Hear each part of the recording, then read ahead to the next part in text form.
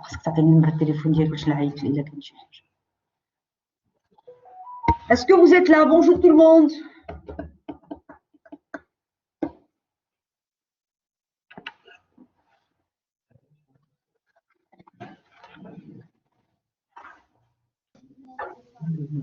Bonjour, professeur.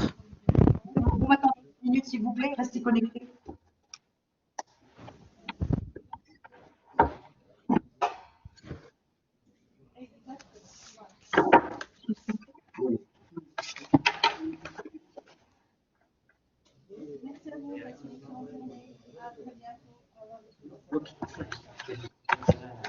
Merci, Monique.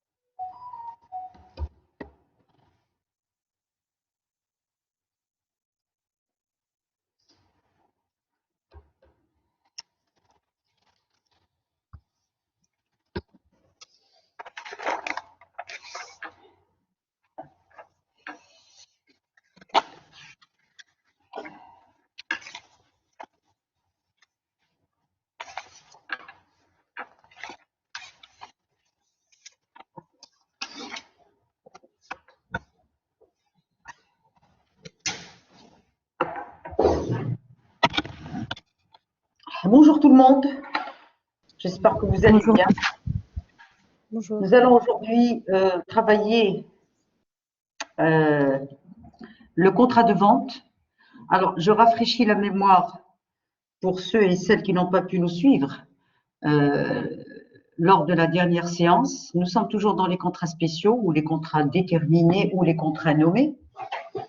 Ils sont beaucoup plus spéciaux beaucoup plus par leur régime juridique que par leur mode de fonctionnement. Les contrats spéciaux donc constituent encore une fois le prolongement de la théorie classique du contrat. Donc c'est le support, c'est la théorie classique du contrat. Ces contrats spéciaux, ils sont spéciaux parce qu'ils obéissent à un régime juridique spécial avec des règles de fonctionnement que nous aurons l'occasion de voir. La dernière fois, je vous ai dit que l'effet catalogue dans cette matière est important puisque il n'y a pas de continuité entre les chapitres et les sections, puisque nous allons prendre un contrat de vente, on va le travailler en long et en large, après on va prendre le contrat de bail, après c'est la franchise, après c'est l'arbitrage, et ainsi de suite. Autant de contrats spéciaux. Le législateur marocain consacre dans sa deuxième partie du DOC ces contrats déterminés ou quasi-contrats, qu'ils appellent quasi-contrats et des contrats déterminés. Le législateur français, il nomme les contrats, soit qu'ils ont une nomination, une dénomination spéciale, soit qu'ils n'en ont pas.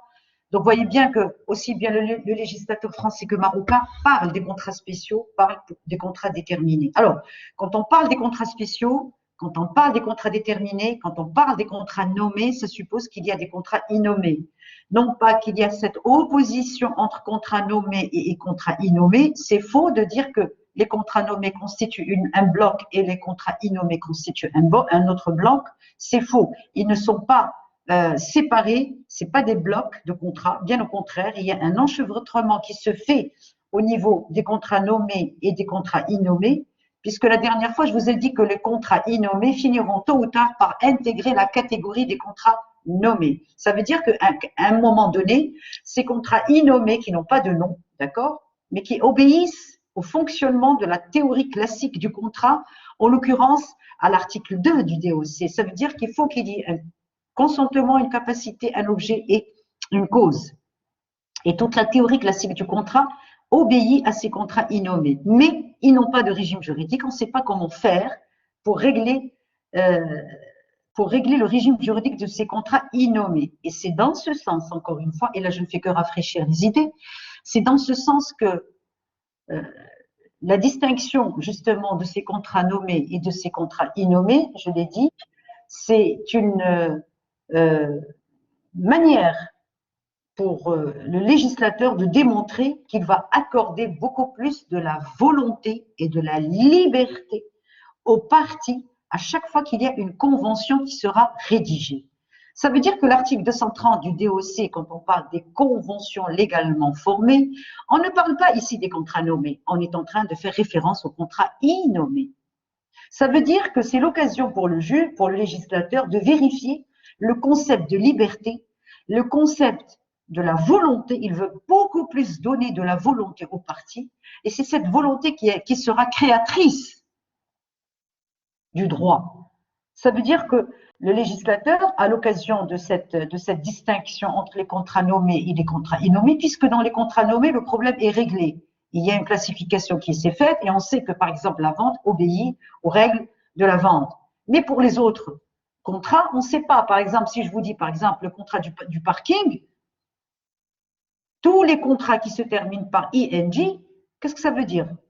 Les contrats d'hôtellerie, les contrats de parking, un certain nombre de contrats du factoring. Regardez, à chaque fois qu'il y a des contrats qui sont nouveaux, on ne sait plus à quelle disposition ils doivent être soumis pour voir un peu quel est le régime juridique de ces contrats. Donc, c'est des contrats de parking, par exemple, c'est un contrat qu'on peut dire c'est une convention qui va se faire, par exemple, mais ça va être entre les deux parties. Et le législateur, il va donner de la force à cette convention par la volonté, par la liberté, en disant, attention, ce sont des contrats qui sont innommés, mais tôt ou tard finiront par intégrer, si vous voulez, une catégorie de contrats nommés.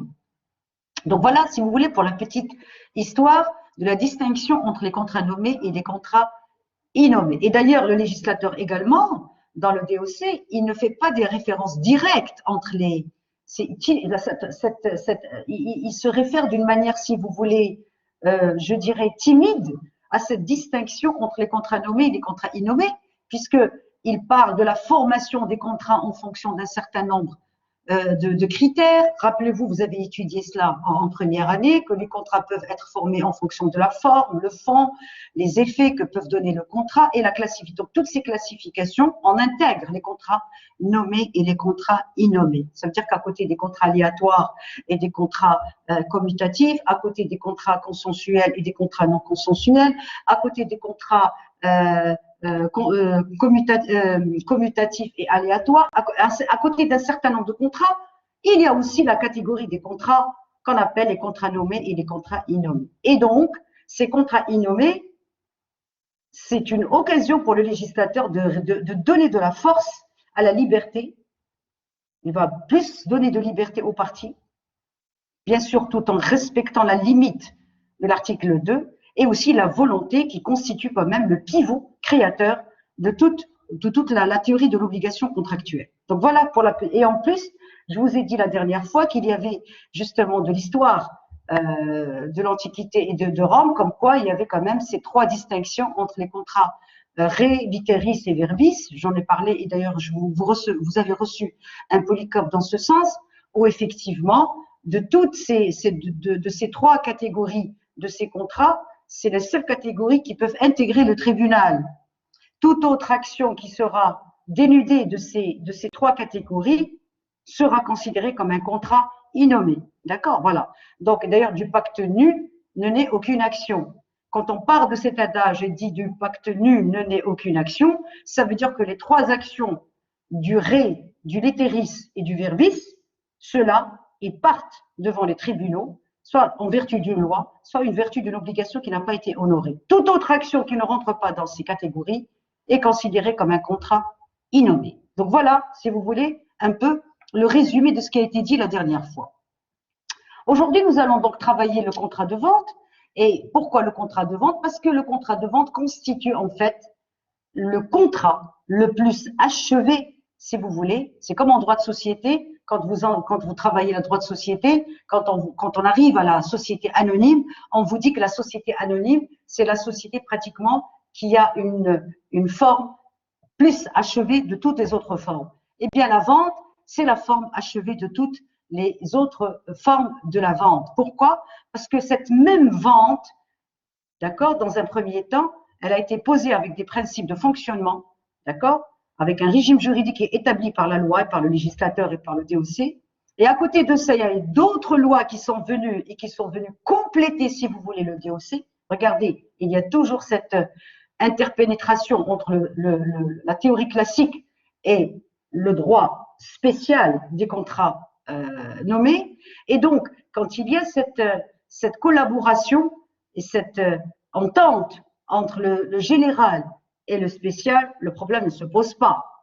Mais le problème va se poser, c'est quand il va y avoir un conflit entre le général et le spécial. Eh bien, quand il y a un conflit entre le général et le spécial, le problème se pose pour le législateur, et bien sûr, il l'a résolu en disant que le spécial qui l'emporte sur le général.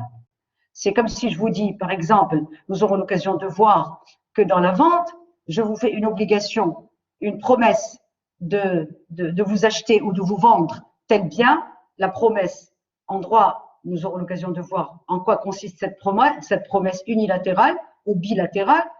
Donc, c'est un engagement de votre part d'acheter ou de vendre. Un engagement qui va être très sérieux, puisque le législateur l'a cerné par un certain nombre de règles juridiques. Ça, c'est la loi qui le dit, sur la vente, notamment la vente immobilière. Mais si je vais dans le DOC, je vais trouver que la promesse ne crée point d'obligation. La promesse ne crée point d'obligation. Alors, si je vais dans la promesse ne crée point d'obligation, je me dis, mais en fait, je ne suis pas lié par l'obligation d'honorer ma promesse. Et si je vais dans le texte spécial, je vais trouver que la promesse crée une obligation. Eh bien, c'est le spécial qui va l'emporter sur le général concernant la vente immobilière. Eh bien, la vente, encore une fois, est un contrat qui consiste à faire un transfert d'un droit de propriété. Donc, voilà la première idée qui est importante à retenir. La vente, en tant que contrat nommé, spécial, déterminé, consiste à dire que la vente est un transfert. C'est un transfert d'un droit de propriété. Qu'est-ce que ça veut dire un transfert d'un droit de propriété? Ça veut dire qu'il va y avoir une dépossession d'une chose, d'un bien, au profit de la personne qui est en face de moi. Donc, il va y avoir un vendeur et un acheteur. Mais le problème va se poser, c'est que ce transfert de cette propriété, il peut résulter des modalités qui sont complètement différentes. Ce transfert, il peut résulter d'un certain nombre d'événements. Déjà pour commencer, parce que là, on va toucher pratiquement, on va faire un raisonnement en commençant par le sommet.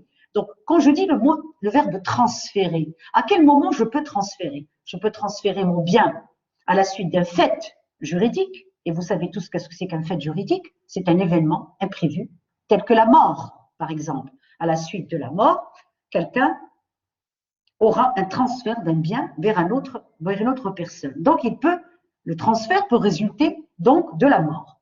Donc, quitte une situation juridique. C'est très important, c'est un fait juridique. Je peux transférer mon bien par effet de loi. La loi, le législateur a estimé que tel bien sera transféré automatiquement vers telle personne. Le transfert d'un bien, un tuteur, il faut qu'il transfère les biens qu'il a en sa possession vers le mineur à sa majorité. Ça, c'est la loi qui le dit. Enfin, je peux transférer cette chose, ou le bien, parce qu'on parle du bien, je peux transférer le bien par acte juridique. Et là, c'est ce qui nous intéresse, ça veut dire par contrat, donc par effet de volonté. C'est très important. C'est cette volonté sur laquelle on va essayer de jouer pour travailler le contrat de vente. Mais auparavant, il faut d'abord que je définisse qu'est-ce que c'est que la vente. D'abord, il faut que je différencie la vente par rapport aux autres opérations qui peuvent s'approcher de la vente, mais sans pour autant être la vente. La vente, d'abord, ce n'est pas la donation. La vente, ce n'est pas une donation. La donation et la vente, c'est vrai que les deux opérations tendent vers un transfert d'un droit de propriété. Mais la vente, ce n'est pas la donation. La vente, c'est un contrat qui va se faire entre deux parties en échange d'un consentement réciproque et ils vont se mettre d'accord sur le prix, le bien en question, le prix et toutes les autres conditions qui vont se suivre. Mais la vente, c'est un contrat. La donation aussi, c'est un contrat. Sauf que la donation, elle va se faire d'une manière, 1, unilatérale, 2, il n'y a pas de prix, et 3, elle est gratuite. Alors que la vente, elle ne se fait pas d'une manière unilatérale, elle est bilatérale, elle n'est pas gratuite et il va y avoir une contrepartie, ce qu'on appelle le prix. Donc, la vente, ce n'est pas la donation. La donation, ce n'est pas un acte unilatéral. La donation est un contrat, mais il est unilatéral puisque l'autre partie doit accepter la donation. Il y a beaucoup de personnes qui font l'erreur et qui pensent que la donation est un acte unilatéral. Eh bien non, la donation est un contrat unilatéral, d'accord? Il est unilatéral parce que justement, l'autre partie, elle va faire cette donation avec une intention libérale de faire quelque chose, mais sans pour autant attendre la contrepartie. La vente, ce n'est pas l'échange, parce que dans l'échange, les parties se donnent respectivement une chose par rapport à l'autre. Ça veut dire que je vais échanger A contre B et B contre C. Donc la vente, ce n'est pas ça. Et en plus, dans l'échange, il n'y a pas de prix. C'est très important. Ça veut dire qu'il va y avoir un phénomène de ce qu'on appelle de compensation. Je compense mes lunettes par rapport à un portable, par exemple. Donc, ça, c'est l'échange. On est loin de la vente. Et pourtant, il va y avoir un transfert d'un droit de propriété. Mais il n'y a pas de prix là-dessus. Donc, il va y avoir une compensation. La vente, ce n'est pas l'apport en société. Imaginez quelqu'un qui voudrait apporter, par exemple, à une société un apport, par exemple, eh bien, cet apport en numéraire de l'argent pour qu'il fasse partie de cette société, soit en tant qu'actionnaire, tout dépend de la forme de la société, soit en tant qu'associé, si il est dans une société, par exemple, je ne sais pas moi, responsabilité limitée ou en non collectif ou en commandite. Donc, tout dépend de la forme de la société, mais en tout cas, il va apporter quelque chose. Eh bien, ce quelque chose qu'il va apporter, il va se dessaisir de ce bien pour le donner à la société. Donc, il va y avoir un transfert, oui, mais ce transfert, il va y avoir une contrepartie. Cette contrepartie, il n'y a pas d'argent. Cette contrepartie, ce sont ce qu'on appelle les droits sociaux. S'il est actionnaire, il recevra des actions et s'il est associé, il recevra des parts sociales. Donc, ce n'est l'apport social.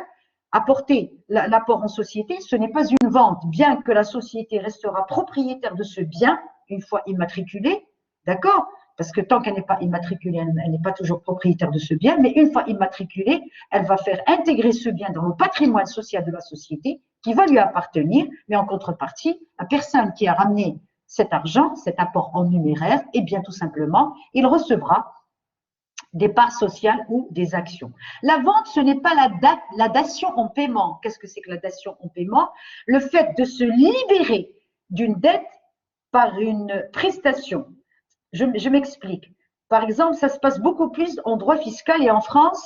Par exemple, si par exemple vous avez une créance fiscale et vous avez par exemple une pièce d'art qui coûte très cher, c'est comme si vous substituez cette pièce d'art et vous allez par la suite provoquer une extinction de votre dette fiscale vis-à-vis de l'État. Donc, c'est comme si vous faites un don de l'État. Faire un don à l'État par dation en paiement, ce n'est pas une vente. Vous ne vendez pas, mais vous faites une dation en paiement. Donc, voyez bien que la vente, une fois tous ces principes dégagés, la vente, c'est un contrat, effectivement, c'est un contrat où il faut qu'il y ait un consentement bilatéral entre les parties sur le prix et surtout sur le transfert de ce bien, bien sûr, qui va être un transfert de propriété définitif et non pas provisoire. Le provisoire, c'est le bail. Le provisoire, c'est la location. Ça veut dire que je vais vous louer un bien et en contrepartie, vous allez me verser le prix, d'accord? On n'est pas loin de la vente, mais le bien ne vous appartient pas parce que vous êtes obligé de me le restituer. Donc, le bail, c'est pas la vente, puisque dans le bail, il y a ce qu'on appelle l'obligation de la restitution, la disposition avec une obligation de restitution. On n'en est pas encore là. Restant dans le contrat de vente. Alors, si je parle de la vente, d'abord, quand je dis que c'est un transfert de quoi? D'un bien, de quoi il s'agit exactement? Quel est ce bien? Donc, cette chose, c'est le transfert de cette chose, elle est également protégée par le législateur et par la loi. Est-ce que toute chose peut faire l'objet d'un transfert d'un droit de propriété? N'oubliez pas que nous sommes dans la vente et donc du coup, il va y avoir un transfert d'un droit de propriété définitif. Ça veut dire, c'est fini. Ça veut dire qu'on ne peut pas revenir en arrière. D'accord? Bien que, et là j'ouvre une grande parenthèse, bien que, il y a certains contrats où vous pouvez revenir en arrière pour vous restituer votre vente, votre bien, alors que vous l'avez vendu. C'est pour ça que tout à fait au début de cette intervention, je ne sais pas si je l'ai dit, mais la vente en tant qu'opération juridique complexe et compliquée, vu l'évolution de la société, la complexité des rapports sociaux, l'intervention de l'État beaucoup plus dans le domaine privé, l'État qui travaille beaucoup plus par des moyens privés et des moyens publics. Donc, tout cela fait qu'aujourd'hui, cette vente, elle a été, si vous voulez, éclatée, hypertrophiée. Non pas qu'elle a subi une crise, non, bien au contraire, elle s'est diversifiée, elle a subi quand même un glissement sur un certain nombre de régimes de vente, puisque, vous le savez tous, nous assistons aujourd'hui à un certain, d'ailleurs le DOC le dit aussi, le précise dans ses articles, il y a la vente en état futur d'achèvement, donc il y a quelques années, ça n'existait pas cette vente en état futur d'achèvement. Et il y a la vente de réméré, ça veut dire que je vais essayer de vous vendre ce bien, mais je vais vous donner un délai de 3 ans, en France c'est 5 ans, pour que vous puissiez me restituer ce bien au prix que je voulais acheter. Donc dans le contrat, il est écrit comme ça. Donc il y a un certain nombre de manières de vendre. Je peux vous vendre en usufruit tout en gardant, par exemple, la jouissance. Je peux vous donner la jouissance en gardant la propriété, etc., etc. Donc, il y a un certain nombre d'opérations juridiques qui sont venues et qui se sont greffées à cette vente, d'accord, qui fait qu'aujourd'hui, le problème numéro 1 de ces contrats spéciaux, et c'en est un, c'est justement le problème de la qualification. Ça veut dire à quel régime juridique je dois me référer pour qualifier telle ou telle opération relative à une vente. N'oubliez pas qu'aujourd'hui, vendre un fonds de commerce, ce n'est pas la même chose quand vous vendez un bien immobilier, ce n'est pas la même chose quand vous vendez un droit de propriété intellectuelle, ce n'est pas la même chose quand vous vendez quelque chose qui n'est pas palpable, qui n'est pas matérialisé. Mais cette chose dont on parle, il faut qu'elle soit créatrice d'une relation, d'un rapport juridique. Mais alors de quoi il s'agit exactement? La chose dont on parle dans le langage courant, nous savons tous que tout se vend, tout s'achète. Nous pouvons acheter un billet d'avion, nous pouvons acheter un service, nous pouvons acheter, je ne sais pas moi. Donc, un certain nombre de choses, ils sont achetables aujourd'hui. Mais alors, de quoi on parle? Qu'est-ce que c'est que la chose? Eh bien, la chose, le point qui domine justement et qui nous sert de départ, c'est ce transfert de la chose. Cette chose, il ne faut pas qu'elle soit n'importe quoi. Il faut que l'État, qu'elle soit protégée. Pour qu'elle soit protégée, eh bien, le législateur, qu'est-ce qu'il va faire? Il va essayer de définir qu'est-ce qu'on entend par la chose. La chose, il faut qu'elle soit déterminée et déterminable. Il faut que je sache sur quoi je m'engage. La chose, en général,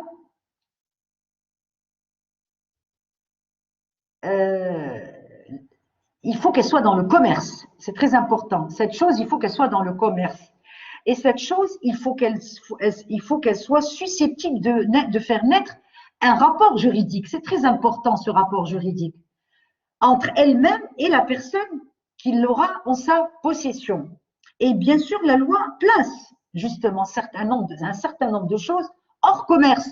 Par exemple, je ne peux pas faire la vente d'armes, je ne peux pas faire la vente d'un droit au nom, je ne peux pas vendre, je ne sais pas moi, de la drogue, je ne peux pas vendre des organes humains. Vous voyez bien qu'il y a un certain nombre de choses qui sont hors commerce et qui sont protégées par la loi. Donc, vous ne pouvez pas dire que la vente consiste à dire le transfert d'une chose et observer le silence. Il faut préciser de quoi on parle. Quelle est cette chose? La chose, c'est tout simplement tout ce qui se rapporte aux biens, meubles, immeubles, corporels, incorporels.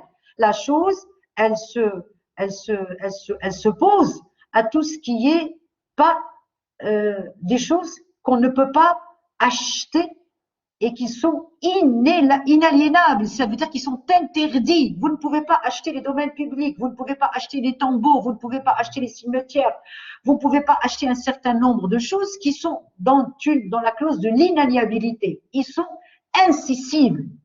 C'est ça la chose. Donc,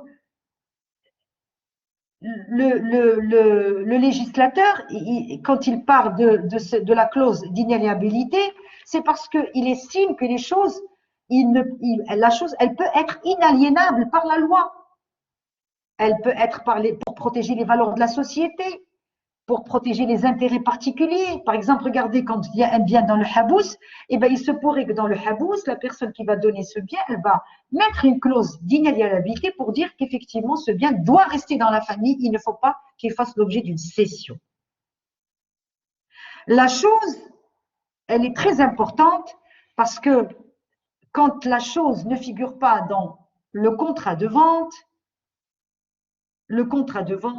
il sera frappé d'une nullité absolue. Rappelez-vous des conditions spécifiques qui sont prévues par l'article 2 du DOC concernant la capacité, le consentement, l'objet et la cause. Eh bien, l'objet, c'est le transfert d'un droit et la cause, c'est la chose. Alors que si vous étiez encore en première année, vous allez me dire, mais madame, la cause, il faut qu'elle soit morale, il faut qu'elle soit… Ben justement, la cause, il faut qu'elle soit morale, il faut qu'elle soit licite. La cause, si je dois transposer la cause sur la vente, eh ben ça va être la chose. C'est la chose. Maintenant, revenons à ce contrat de société, à ce contrat de vente. Et on va dire que le contrat de vente est un contrat qui est consensuel, qui est sylagmatique et qui est commutatif. Donc, voilà les caractéristiques, si vous voulez, de ce contrat de vente. Le contrat de vente est un contrat par lequel le propriétaire d'une chose, ça veut dire le vendeur, qu'est-ce qu'il va faire? Il va transférer, en vertu de l'article 478 du DOC, je vous invite à regarder cet article, il va transférer la propriété à une personne qu'on appelle l'acheteur, ok, moyennant le paiement d'un prix. C'est cet article que nous allons décortiquer donc plus tard pour voir qu'est-ce qu'on entend par le consentement, qu'est-ce qu'on entend par le prix et qu'est-ce qu'on entend par et transfère un droit de propriété. Donc voilà, c'est ça les éléments sur lesquels on va jouer et vous allez voir que dans le contrat de vente, c'est un contrat assez original puisque si vous avez étudié que le consentement, il se provoque par une rencontre de l'offre et de la demande, c'est ce qu'on vous a enseigné, et que c'est la rencontre de l'offre et de la demande qui crée, si vous voulez, le oui, le consentement. Et je me rappelle pour mes étudiants qui étaient avec moi, j'ai toujours fait l'analogie avec la matière de l'économie, et je vous ai dit que dans le marché, il y a l'offre et la demande, oui. Je vous offre par exemple 2 kilos de pommes, et je vous offre 2 kilos, non pardon, je mets sur le marché 2 kilos de pommes, et là vous allez me faire une offre du prix, et si on se met d'accord sur ce que j'ai, ma demande, et sur ce que vous m'offrez, eh bien si on se met d'accord, c'est la sanction du marché, c'est le prix. C'est le prix qui constitue la rencontre de l'offre et de la demande. D'accord? Eh bien, c'est le même raisonnement qui s'établit quand il s'agit du consentement. Et vous avez étudié que le consentement également, bien sûr, c'est un plus, il faut qu'il soit exonéré de tout vice, exempt de tout vice qui peuvent altérer la volonté de l'une ou de l'autre partie. Tout ça, c'est vraiment de l'histoire ancienne, mais ça reste quand même valable dans les contrats déterminés ou les contrats nommés. Mais aujourd'hui, dans la vente, on va encore rajouter une autre couche, d'accord, de formation pour que vraiment le consentement soit parfait. Et là, la perfection du consentement. Le législateur, dans l'article 478, il n'a pas dit que le consentement est parfait. Ça veut dire qu'il a rajouté la perfection. Il ne s'est pas contenté de dire que le consentement c'est. Non, il a dit que le consentement est parfait par. Ben, ce consentement est parfait, nous aurons l'occasion de voir la semaine prochaine, pourquoi on parle de la perfection du consentement. Donc, je vous annonce tout de suite les couleurs, c'est parce qu'il faut que je sois informée, parce qu'il faut que je sois informée sur ce que vous allez me vendre, il faut que je réfléchisse sur ce que vous êtes en train de me proposer, et je peux également me rétracter et revenir sur ma décision s'il y a une décision à prendre. Réflexion, information, réflexion et rétraction. Voilà le consentement déjà au niveau d'un contrat de vente, comment il est constitué. Vous voyez, en plus, encore une fois, que la volonté, il faut qu'elle soit protégée par les vices du consentement. Et non seulement il y a ces trois critères ou ces trois ingrédients qui sont là pour protéger encore une fois mon consentement, mais en plus, il va y avoir ce qu'on appelle la garantie des vices cachés que nous aurons l'occasion de voir et qui n'est pas la garantie de la conformité. Donc, ce sont deux choses qui sont complètement différentes. Nous y reviendrons plus tard. Mais restons aujourd'hui dans les caractéristiques pour que vous compreniez un peu plus, parce qu'on est en train maintenant de nous orienter sur la vente, de nous orienter un peu plus en détail sur la vente, mais restons un peu plus sur les caractéristiques de ce contrat de vente. Donc, on garde à la tête qu'en vertu de l'article 478 du DOC, la vente est un contrat par lequel le propriétaire d'une chose, évidemment, il faut qu'elle soit légale, licite, il ne faut pas qu'elle soit hors commerce, d'accord, il faut qu'elle soit dans le commerce. Le vendeur il va transférer un droit de propriété d'une manière définitive, encore une fois, moyennant le paiement d'un prix. Ça, c'est la première définition, si vous voulez, basique de la vente. Le contrat de vente est un contrat, encore une fois, bilatéral, sillagmatique. Ça veut dire quoi, sillagmatique? Ça veut dire qu'il va faire naître, encore une fois, à la charge des deux parties, c'est très important, ça veut dire le vendeur et l'acheteur, des obligations qui sont réciproques. Et si en première année, on vous a enseigné que le contrat est un contrat, il faut qu'il soit, ou il peut ne pas l'être, caractéristique des contrats, c'est être sillagmatique, bilatéral, ça veut dire qu'il va y avoir des rapports, il est en même temps créancier et débiteur, et il est en même temps débiteur et créancier. Ça veut dire qu'il va y avoir un échange de prestations, mais réciproque. Il n'est pas unilatéral, mais il est bilatéral. Et c'est pas pour rien qu'on enseigne, qu'on mette l'accent sur ce caractère de sillagmatisme, parce que c'est dans ces contrats bilatéraux où on peut, si vous voulez, faire jouer un certain nombre de mécanismes juridiques. Quel type de mécanisme peut-on faire dans les contrats sylagmatiques si ce n'est les mécanismes où il va y avoir une interdépendance des obligations juridiques? Cette interdépendance des obligations juridiques va m'amener à exécuter, par exemple, à provoquer, 1, la résolution du contrat, 2, je peux faire l'inexécution, pour exception d'inexécution. Vous voyez ce que je veux dire?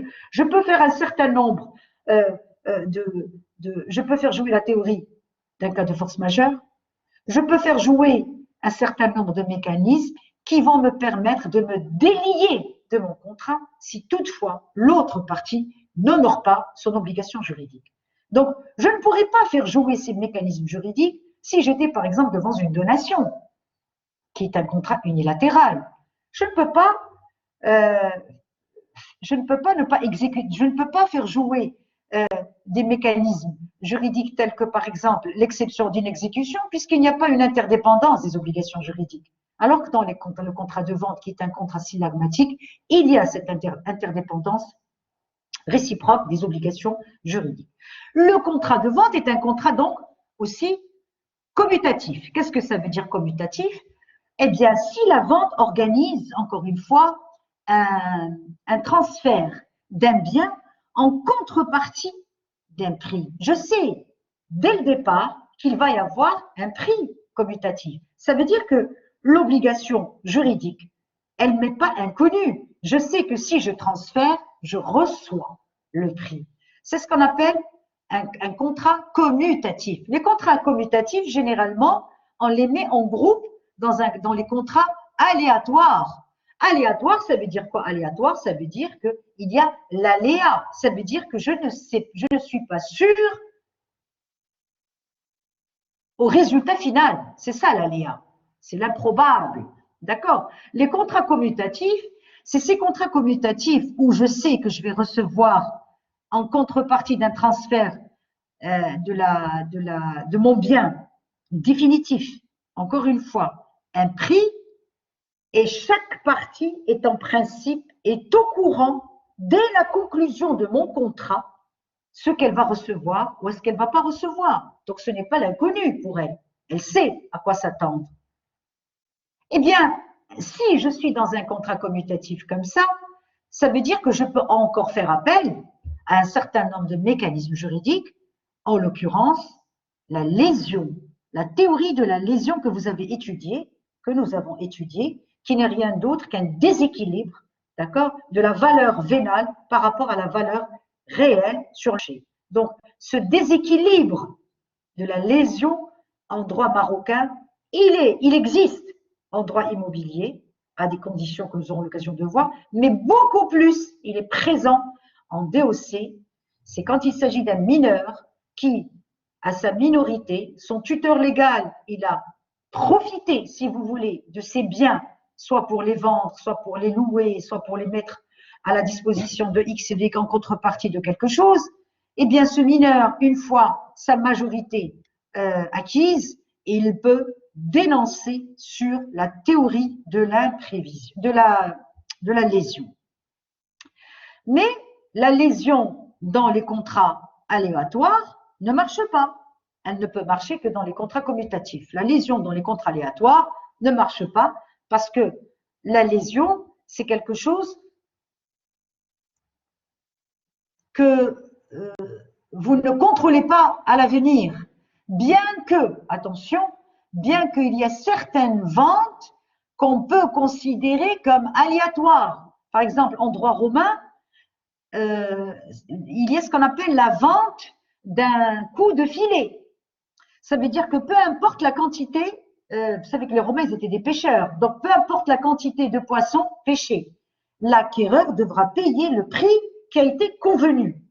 Ça, c'est ce qu'on appelle les ventes aléatoires. Ça existe, hein. Pas que ça n'existe pas, ça existe. Tout comme par exemple, actuellement, on parle par exemple dans le domaine agricole, on parle par exemple de la vente d'une récolte sur pied. Vous achetez des arbres, mais vous ne savez pas exactement qu'est-ce que ces arbres vont donner, mais vous allez quand même acheter donc une récolte sur pied. Mais l'intérêt de la distinction, encore une fois, entre ces contrats commutatifs et ces contrats aléatoires qu'on regroupe généralement dans la même famille, eh bien, dans les contrats commutatifs, je peux faire appel à la lésion, d'accord, dans la vente, notamment immobilière, et encore une fois, dans la minorité en droit civil, et je peux dire qu'il existe exceptionnellement des ventes qui peuvent être aléatoires, tout comme la vente d'une récolte sur pied, et à côté de cela, il y a ce qu'on appelle la vente, les contrats aléatoires, où on ne peut faire jouer le mécanisme de la lésion, parce que nous sommes vraiment dans le futur, dans l'aléa. L'aléa, c'est quelque chose d'improbable. Et d'ailleurs, on dit que l'aléa chasse la lésion. Donc, on ne peut provoquer la lésion dans un contrat aléatoire. Enfin, il y a ce qu'on appelle les contrats. Le contrat de vente est un contrat consensuel. Et donc, j'ai laissé ce contrat consensuel à la fin, puisque la vente l'est par principe. Donc, c'est un contrat consensuel en vertu de l'article 488 du DOC. Mais le législateur marocain, dans cet article, il va un peu plus, il va rester un peu plus pointu en disant que la vente est parfaite. Regardez le terme parfait. La vente est parfaite entre les parties dès qu'il y a consentement des contractants, l'un pour vendre, l'autre pour acheter, et qui sont d'accord sur la chose, sur le prix et sur les autres clauses du contrat. Eh bien, la vente, elle est parfaite, ça veut dire tout simplement que le consentement constitue pratiquement une condition suffisante pour qu'il y ait la vente.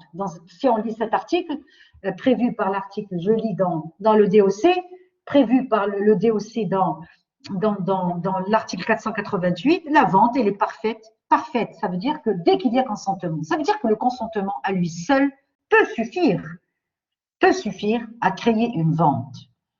Eh bien, aujourd'hui, ce consensualisme et ce consentement à lui seul peut créer une vente.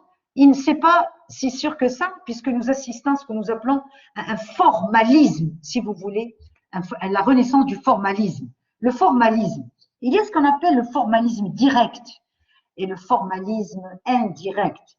Le formalisme direct, ça veut dire qu'il subordonne, encore une fois, la validité du contrat au respect d'un certain nombre de formes juridiques. Je m'explique. Un écrit. Par exemple, vous ne pouvez pas, dans un contrat de mariage, vous ne pouvez pas ne pas avoir un écrit. Donc, même en plus de ce consensualisme, il faut qu'il y ait un formalisme direct. Ça veut dire que l'écrit et la forme constituent des conditions de validité de ce contrat. Un contrat de mariage sans qu'il y ait un écrit ou un contrat de société, par exemple, les statuts ne sont pas écrits, ils ne sont pas écrits, peut-être sous seing privé, peut-être devant notaire, mais en tout cas, s'ils ne sont pas écrits et le simple échange du consentement ne vont pas suffire pour la création d'une société ou pour l'institution d'un contrat de mariage. Donc, voyez bien que le consentement, oui, mais en plus, il y a un écrit. Et cet écrit, c'est un formalisme qui est direct. Maintenant, vous avez ce qu'on appelle le formalisme indirect. Le formalisme indirect, en fait, ce formalisme indirect, il exige un certain nombre de formes, de formalisme, de respect d'un certain nombre de… C'est la forme qui doit être respectée. Le formalisme, ici, c'est beaucoup plus les formalités de la publicité. Nous sommes dans la publicité. C'est ce qu'on appelle le formalisme indirect. Quand vous vendez, par exemple, j'ai oublié de vous dire que le cours des contrats nommés ou spéciaux, c'est un cours qui est à cheval entre le droit commercial, le droit de société et le droit civil. Donc, je serai amenée tout le temps à vous faire des parallèles entre le droit commercial, de temps en temps droit de société et surtout le droit civil, bien sûr, le DOC.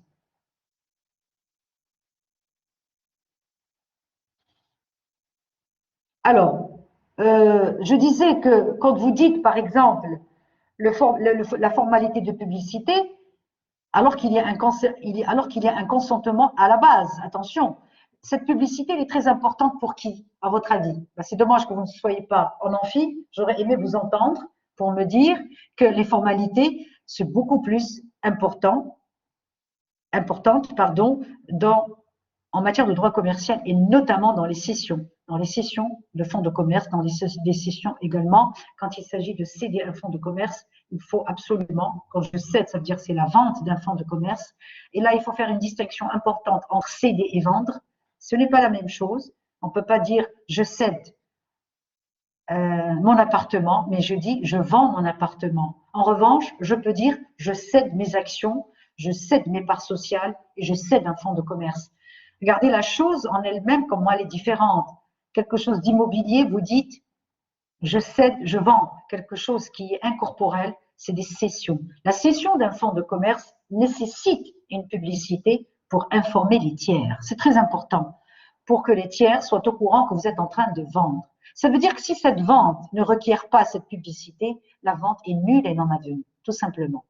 Ça veut dire que c'est une manière détournée, tout simplement pour aviser les tierces, les créanciers, avec qui vous avez eu des dettes en tant que propriétaire de ce fonds de commerce, que vous êtes en train de vendre votre fonds de commerce pour qu'il puisse aller, bien sûr, soit s'opposer à ce fonds de commerce concernant la vente de ce fonds de commerce, puisque si je vends mon fonds de commerce à 1 million de dirhams, alors que je sais que j'ai des dettes à côté de 2 millions de dirhams, et je me dis que je vais vendre ce fonds de commerce et rembourser les tiers, si je n'ai pas cette information, cette publicité, comme quoi Monsieur X est en train de vendre son fonds de commerce, par exemple, à tel prix, et si je ne peux pas faire une opposition, d'accord, à cette transaction pour que je puisse rentrer dans mes fonds, d'accord, nous aurons l'occasion de rentrer ça un peu plus dans le détail quand nous arriverons au prix, eh bien, c'est par le biais de cette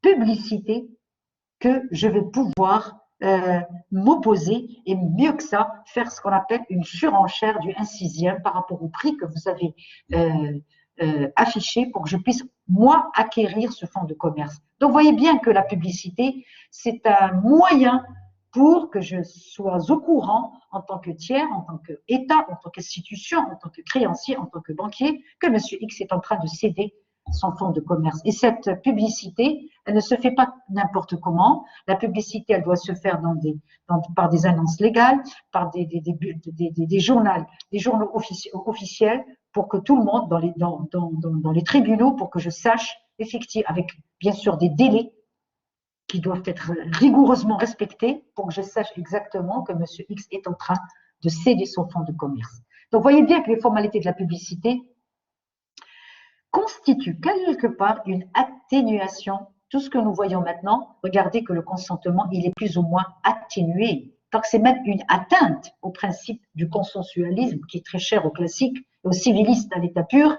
qui disent qu'il n'y a que le consentement qui compte et que la théorie classique du contrat par l'autonomie de la volonté, c'est le consensualisme. Et bien aujourd'hui, dans la vente, ce consensualisme, il est atténué et je dirais même qu'il est, on a par les contrats pris, par ces contrats nommés, on a porté atteinte à ce principe du consensualisme.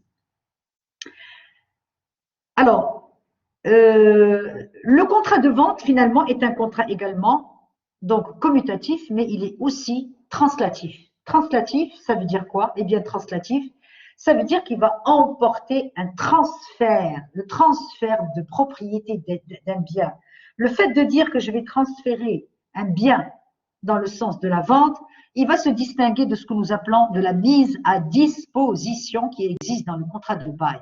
Dans le contrat de bail, je mets à la disposition de mon locataire un bien qui m'appartient et donc je reste propriétaire de ce bien. Lui, il ne va qu'en profiter, d'accord? Il n'aura que, par exemple, l'usufruit, par exemple, d'accord? Et encore, la jouissance, pardon, ce n'est même pas l'usufruit, c'est la jouissance. Donc, il va profiter de cette jouissance d'une manière provisoire avec une obligation juridique de restitution. Très bien, mais moi, je reste propriétaire. Donc, il ne va pas y avoir un transfert d'un droit de propriété, mais c'est beaucoup plus une mise à disposition.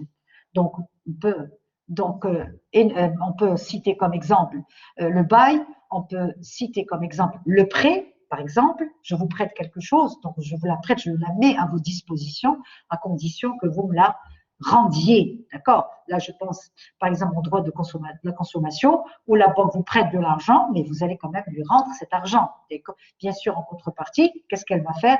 Elle va exercer elle va vous mettre un contrat non seulement translatif, mais quelque part réel. Rappelez-vous du droit roumain, le ré, ça veut dire je ne peux mettre ce contrat en marche que si en contrepartie vous me déposez quelque chose, les dépôts. Donc, vous voyez bien que la mise à disposition constitue une différence fondamentale avec un transfert d'un droit de propriété que caractérise la vente prévue par l'article 478 du DOC. La mise à disposition, elle est prévue par le législateur par l'article 829 du DOC. Le DOC énonce également un certain nombre de contrats de mise à disposition et qui constituent plus ou moins des espèces particulières de la vente. Tout à l'heure, je vous ai parlé que la vente, elle s'est complètement hypertrophiée. Oui, c'est ce qu'on appelle les ventes temporaires et c'est prévu par les articles de 585, 586 jusqu'à 599 du DOC.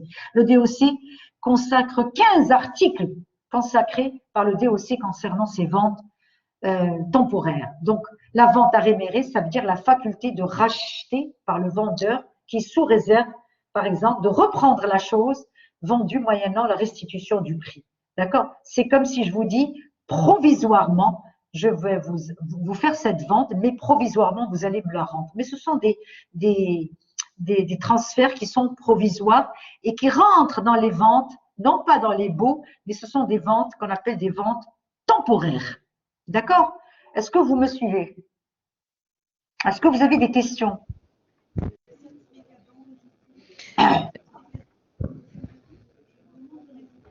Donc, professeur, donc là, vous m'entendez?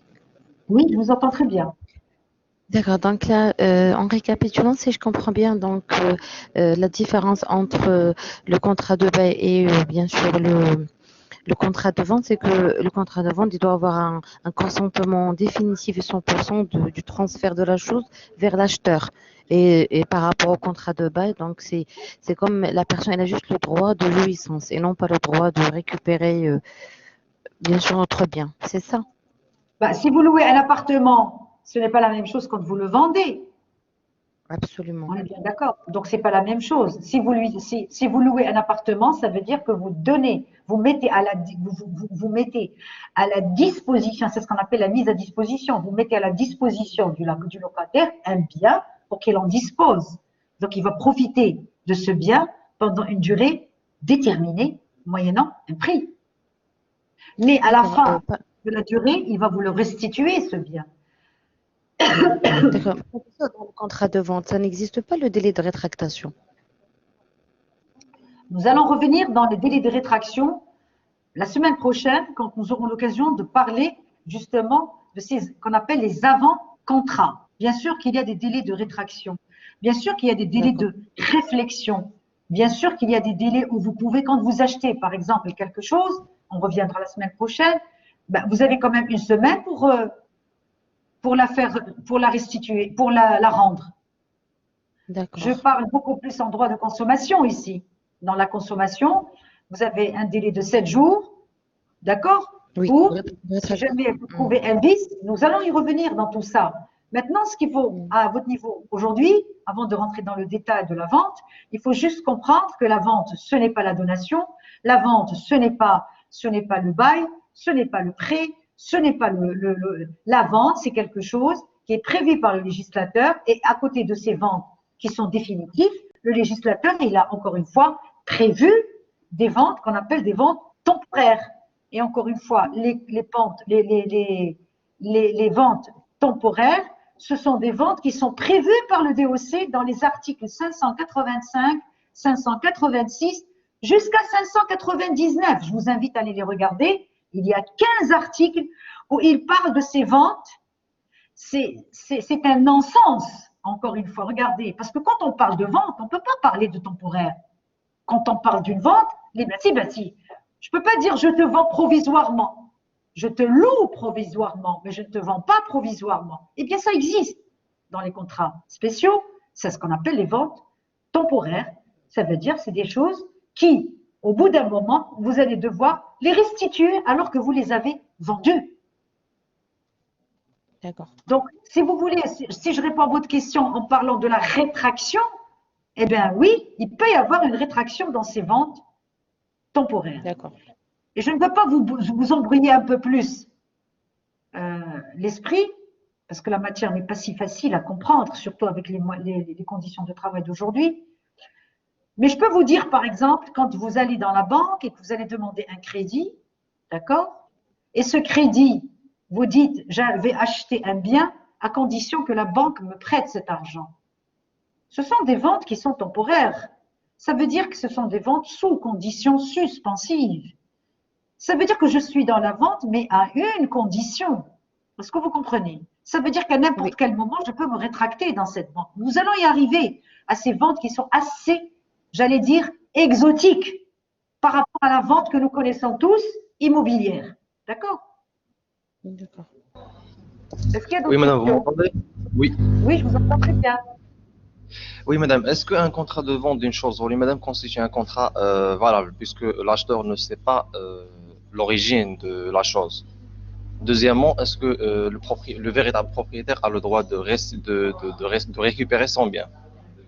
Alors, là, vous me parlez de quelqu'un qui a volé quelque chose, c'est ça? Et la vendre, oui, exactement. Il l'a vendu. Alors, si je vous donne un exemple, imaginez que vous êtes en train d'acheter une voiture. J'imagine que ça doit être une voiture. Oui, par exemple. Voilà. Imaginez que quelqu'un achète une voiture et cette voiture, elle a été volée.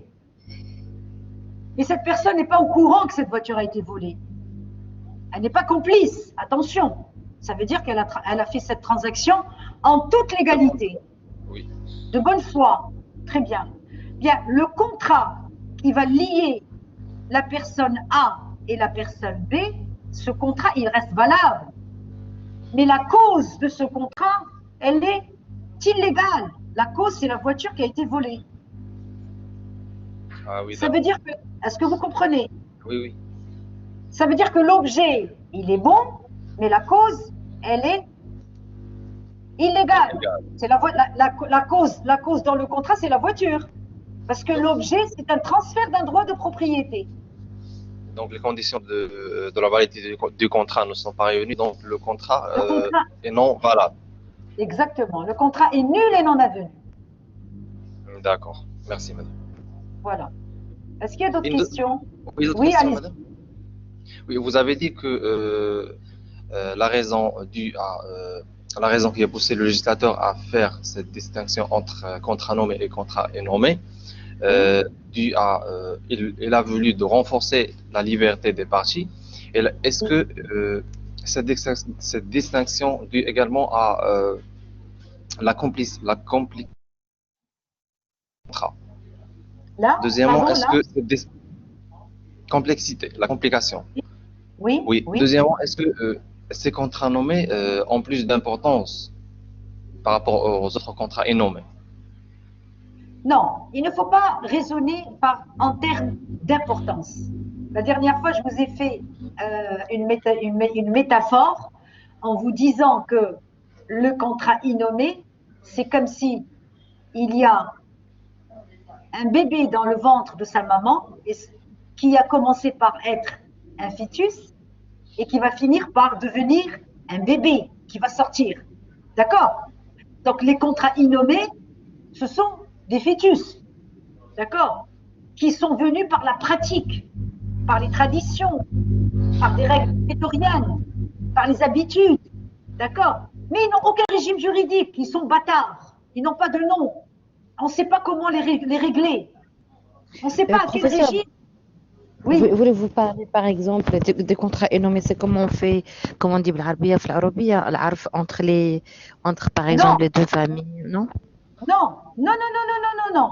C'est pas le urf. Le urf, c'est la coutume. Ça n'a rien à voir. C'est comme si je vous dis, par exemple, j'ai un chien à la maison, ok? Et je vais le donner à quelqu'un pour qu'il s'en occupe. Le fait de faire avec lui cette convention, de lui confier mon chien pour qu'il s'en occupe, si jamais il commence à le dresser, à le nourrir, à l'emmener chez le vétérinaire, c'est quoi comme contrat ça? Ça n'a pas de nom. Est-ce que vous comprenez? C'est quoi? Oui, oui, oui. Donnez-moi une étiquette sur ce contrat. Est-ce que c'est une location? Non. Est-ce que c'est une vente? Non. Est-ce que c'est une prestation de service? Non. Est-ce que c'est un contrat de travail? Non. Alors qu'est-ce que c'est comme contrat? Rien. On ne sait pas. C'est un contrat innommé. Ça veut dire que le jour où je vais demander à ce monsieur, par exemple, de le nourrir, de le dresser et de l'emmener chez le veto, eh bien pour moi c'est un contrat d'entreprise. C'est comme si je me suis adressée à un professionnel pour leur demander de dresser mon chien. Donc ça devient un contrat d'entreprise. Est-ce que vous comprenez? Oui, oui, madame, Donc, j'ai bien compris, merci. voilà, ce sont des contrats qui n'ont pas de nom. Ils se sont développés par la pratique. Ce n'est pas la coutume, c'est la pratique. Ça veut dire qu'ils ont l'habitude de travailler comme ça. D'accord? Mais le jour où ils vont se fâcher, ils vont aller vers le juge va essayer de classer ce contrat, il va se gratter la tête, il va se dire, mais c'est quoi ça? Qu'est-ce que c'est comme contrat? C'est un contrat innommé, sui generis, singulier. D'accord? Il est vraiment, il n'a pas de nom, c'est un bâtard, il est illégitime. Donc, pour les protéger, qu'est-ce qu'il a fait le législateur? Dans l'article 230, les conventions, il n'a pas parlé des contrats, il a parlé des conventions. Et quand on parle des conventions, ça veut dire des contrats innommés. Les conventions légalement formées tiennent lieu des lois à ceux qui les ont faites et ils ne sont résiliés que par consentement mutuel. Quand il parle des conventions légalement formées, ça veut dire que le législateur, en mettant cet article, il s'est rendu compte qu'il y avait beaucoup plus des contrats qui sont innommés que des contrats qui sont déjà, de par la loi, régis par un régime juridique. Et du coup, qu'est-ce qu'il va faire? Il va leur donner beaucoup plus de force à ces contrats innommés en mettant l'accent sur la volonté qui doit être protégée et la liberté, le concept de liberté. Le concept de liberté et le concept de la volonté. Et au milieu, qu'est-ce qu'il va mettre? Il va mettre le juge. C'est quoi son rôle, le juge? Eh bien, il va procéder à ce qu'on appelle à la qualification de ces contrats. La qualification ne pose pas problème quand il s'agit d'un contrat de vente.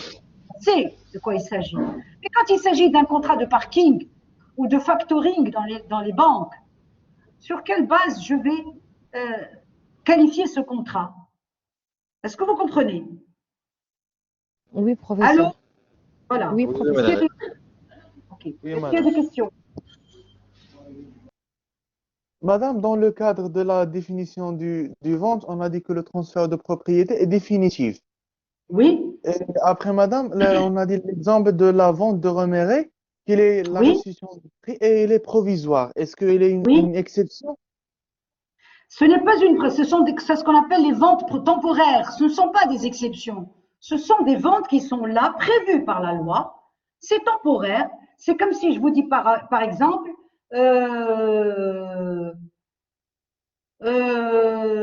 j'ai une maison, je traverse une période de crise, par exemple, là je dis n'importe quoi, je traverse une période de crise, j'ai une maison, je ne peux plus assurer le budget de cette maison, je vais la vendre dans le cadre d'un contrat à rémunérer, d'accord? Oui. Pendant d'accord. une durée, d'accord? Mais à la fin de cette durée, vous me la rendez. Est-ce que vous comprenez? Donc, le transfert de propriété dans ce cas est provisoire, non définitif. Et il est définitif. C'est ce qu'on appelle la vente avec faculté de rachat. Ah, Et qui se passe pour l'acheteur. Regardez, vente avec faculté de rachat. C'est ma vente avec faculté de rachat. Ça veut dire que le vendeur va se réserver le droit de racheter d'accord. D'accord, madame. son bien durant un délai de 3 ans. La loi précise le délai de 3 ans. En France, c'est 5 ans. Ça veut dire que si vous dépassez ces 3 années, c'est fini pour vous. La vente, elle devient non plus avec faculté de rachat, mais elle devient définitive. Vous ne pouvez plus demander, réclamer votre bien. Est-ce que vous D'accord, madame, comprenez? je comprends. Et ça, Oui, c'est madame, prévu je par comprends. la loi. Hein. Je vous invite à regarder les articles 585, 586 jusqu'à 599. Regardez ces ventes qui sont assez exotiques, tout comme la vente en état futur d'achèvement. Vous achetez quelque chose qui n'est pas encore dans votre propriété. Et pourtant, vous êtes en train d'acheter. Vous faites des bons de réservation. Vous avancez de l'argent avec faculté d'être définitivement propriétaire. Mais vous êtes dans l'aléa, vous êtes dans le futur. Est-ce que vous comprenez? Oui, madame, je comprends. Donc, Merci. pour ce type de vente, le législateur, qu'est-ce qu'il va faire? C'est pour ça que je vous ai dit que la vente, elle est assez complète comme opération juridique. Pour ce type de vente, le législateur, il a tellement, nous aurons l'occasion de voir ça la semaine prochaine, encadré l'opération de la vente qu'il n'a pas laissé du vide à l'imprévision, si vous voulez. Ça veut dire que c'est très bien verrouillé. D'accord? C'est très, très bien protégé parce que pourquoi? Parce que c'est un transfert définitif d'un droit de propriété. C'est un transfert et non pas un démembrement d'un droit de propriété. Quand vous êtes dans la jouissance, vous êtes dans un démembrement d'un droit de propriété provisoire. Là, vous êtes dans un démembrement définitif. Vous n'allez plus être propriétaire. C'est fini pour vous. Est-ce que vous D'accord. comprenez? Oui, madame, je Voilà. comprends. Merci. Est-ce qu'il y a d'autres questions?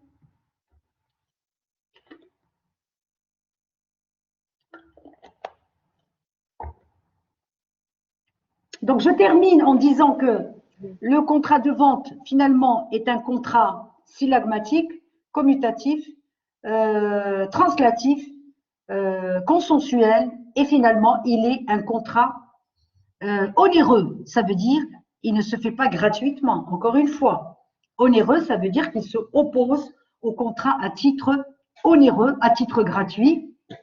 Ça veut dire qu'il se distingue par un prix. Le prix, c'est le prix qui fait la différence entre un contrat à titre gratuit et un contrat à titre onéreux. La vente est un contrat à titre onéreux.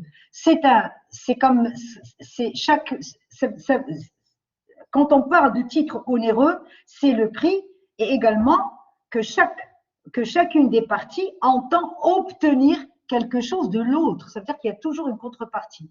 Mais la caractéristique de dire que la vente est un contrat à titre onéreux, c'est parce qu'il va y avoir un prix. Nous aurons l'occasion de voir les caractéristiques de ce prix.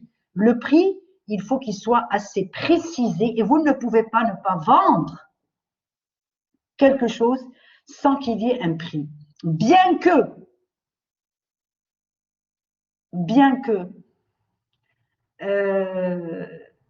dans les cessions de fonds de commerce, par exemple, vous ne pouvez pas fixer le prix que vous voulez. Donc, voilà encore une atteinte à la théorie classique du contrat. Alors qu'en principe, je dois dire, mais non, c'est mon fonds de commerce. Je peux donner et faire un prix ce que je veux. Je peux le vendre à n'importe quel prix. Eh bien, non, vous ne pouvez pas vendre votre fonds de commerce à n'importe quel prix parce qu'il y a des créanciers derrière qui vous attendent au tournant, d'accord, et qui surveillent la fixation de votre prix. Nous aurons l'occasion de voir cela. Vous ne pouvez pas vendre quelque chose à dirham symbolique. C'est interdit par la loi. Le prix, il faut qu'il soit suffisamment intelligent, suffisamment. Quand je dis intelligent, ça veut dire qu'il faut qu'il soit assez. Il ne faut pas qu'il soit un prix abject. Il ne faut pas que ce soit un prix vénal. Il ne faut pas que ce soit un prix qui n'a rien à voir avec la valeur réelle de la chose. En revanche, et là j'ouvre une petite parenthèse, on peut vendre, par exemple, surtout ça se passe, j'imagine que vous avez déjà fait cette matière concernant le droit de l'entreprise en difficulté. Quand une entreprise étant en difficulté, le prix, si elle a un fonds de commerce dans son patrimoine, elle peut éventuellement le vendre à un dirham symbolique pour compenser, par exemple, une dette qu'elle a vis-à-vis de la banque. Ça veut dire que la banque peut accepter, encore une fois, le dirham symbolique à une seule condition. Il faut que l'entreprise soit en difficulté. C'est la seule exception qui existe en droit où on peut tolérer, encore une fois, tolérer le dirham symbolique dans les cessions de fonds de commerce. Mais en dehors de cela, et dans le cas des entreprises en difficulté, en dehors de cela, la vente est un contrat onéreux et se pose à tout contrat à titre gratuit.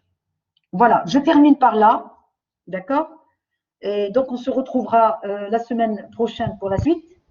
J'espère que vous avez étudié et vous avez bien compris le polycope que je vous ai envoyé. Il est très, très développé, donc je voudrais que vous, comme ça, vous ayez au moins une idée de la matière.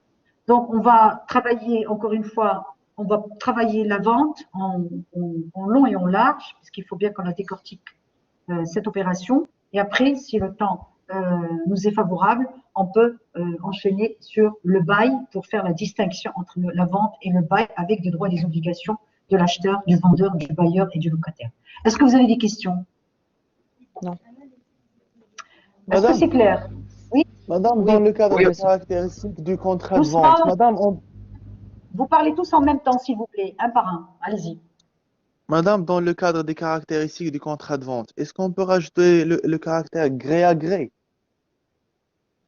Non, le gré à gré ne rentre pas dans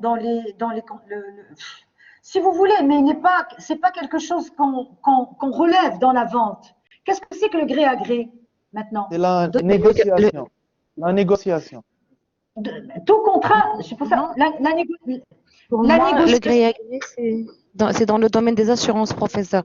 Moi, je travaille dans l'assurance. Le gré à gré, c'est, par exemple, lorsque le client accepte bien sûr, de réparer lui-même sa voiture et automatiquement, on lui donne une indemnité par chèque. Et ça s'appelle le gré à gré. Donc, automatiquement. D'accord. Donc, il a accepté la Alors, cession. Dans le contrat d'assurance, il y a, je pense, le caractère d'adhésion. c'est très bien, je suis très contente de vous, que vous me parliez comme ça. Ça prouve que vous êtes vraiment bien outillé.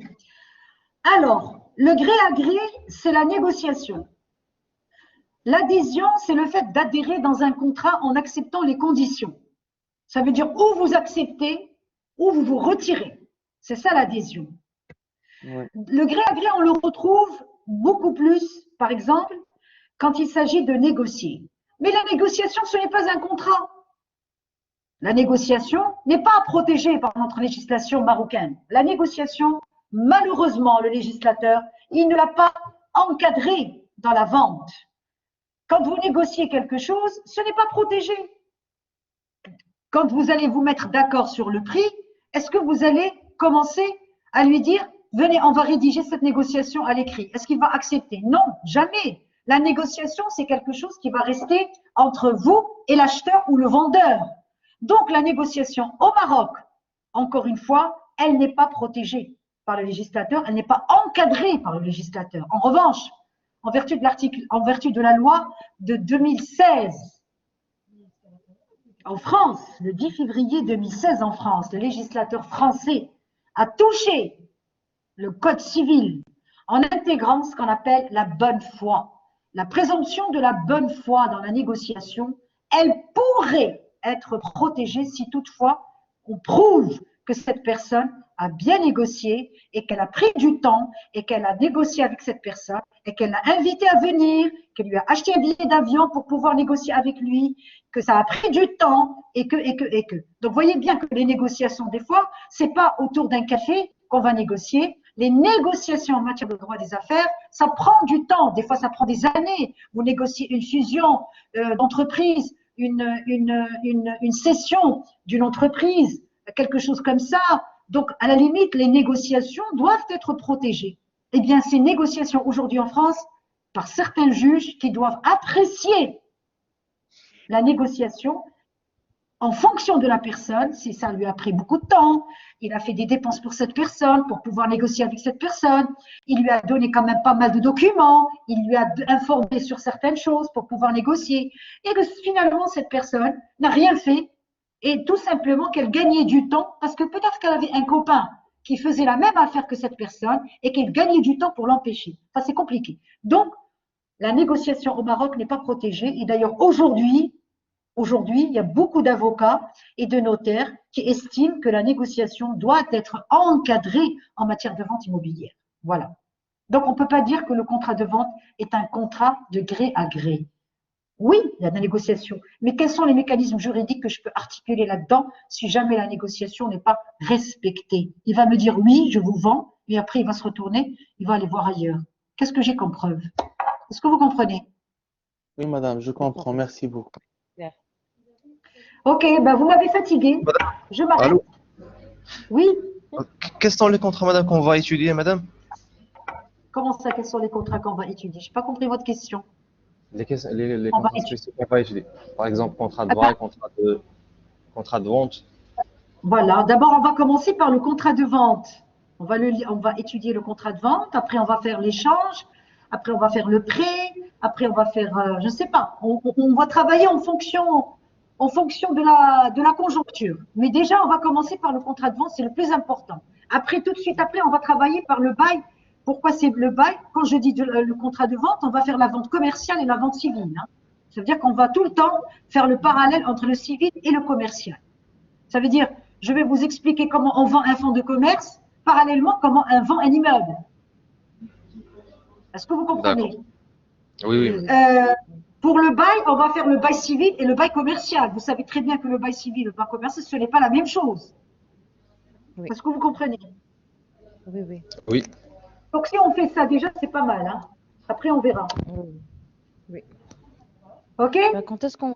Ce sera pour mercredi, pour jeudi prochain, professeur? Non, non, non. Le jeudi, je suis déjà prise dans le jeudi, donc c'est toujours le mercredi, hein. D'accord, ok. Parfait. OK? Ben, je vous remercie de m'avoir écouté et puis je vous dis à mercredi prochain. Au revoir. Merci à toi. Bonne journée, professeur. Au revoir. Au Au revoir. revoir. Merci beaucoup, madame. Merci. Merci à vous.